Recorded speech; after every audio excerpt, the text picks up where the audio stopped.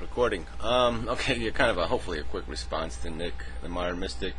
Did a whole video, kind of 20 minutes of pointing out that it's this debt psychology, these debtors that were the problem. This idea of people thinking they could live better than they can live and wanting things they can't afford and all this kind of crap. That's sort of the problem. That's the crisis. There was too many hands out. And that was what destroyed the economy. I say bullshit to that. The reason why there was hands out was just because it was people with money to put into those hands. They wanted to put money into those hands because they wanted something, somewhere to put their money. They had so much money they could afford to buy trillions of dollars, and not even 13 trillion of American debt, but British debt and whoever else, Japan debt, any country's debt. There's a ton of rich people who want to buy that debt because they don't want to hold dollars, because dollars are going to lose value over time. There's no currency that's indestructible. So they want an investment. They want things to invest in. Okay, and investing in debt is a good thing because you get this interest money every year coming in, and they still owe you the principal over time, and so you make money every year. It's not that complicated. And you look at stock markets, and they're way overvalued. Companies that if you tore them apart, you'd get less than 10 cents on the dollar. You get a penny on the dollar if crisis hit, and you actually had to, if you had to cash in your stock for what the company was actually worth, you'd get slaughtered. They want to find something else maybe, because they don't trust that mechanism entirely. But they got plenty of money there too. They're just diversifying. But they have so much money. That's the point. It's this crisis isn't a crisis of debtors. It's a crisis of lenders. Too much ownership has consolidated in too few hands.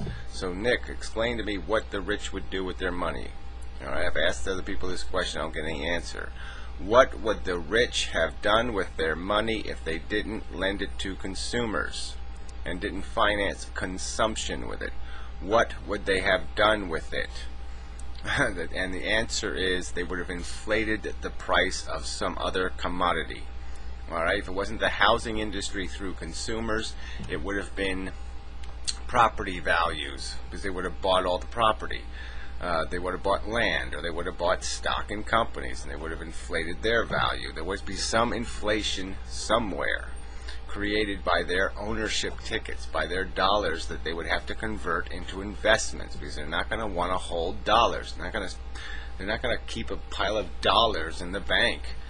They're going to buy investments because they want to make money on their surplus. And the whole point is they have so much money. They can't spend it. It's the point. They can't do the consuming.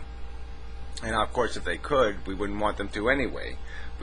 At least through investing, at least they're allowing other people to consume. They're allowing the regular serfs, the regular peasants, to do some consuming by investing their surplus in consumer debt. So at least it's not like building pyramids, which the rich would do with their money if they had to consume it. If they had to consume it, then they'd build friggin' pyramids. They'd build monuments to themselves, and you know it. And that waste would be far more preposterous than the sock factory where people are buying their socks from, or the candy company, or whatever. All the stuff that people are consuming that you have such cynicism and ridicule for. Yeah, okay, people do a lot of stupid consuming. Don't get me wrong. I'm not defending mass psychology and pop culture. But the fact is that a lot of that consumption is damn good consumption. And a lot of that debt was damn good debt. It was investment in a home, in a house, in property, and land.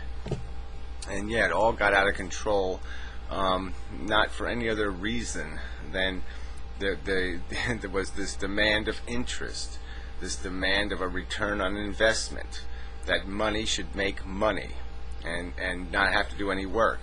That money just has to be just ownership. That's all it has to be. It didn't have to do anything. It just has to own, and therefore it's going to get paid.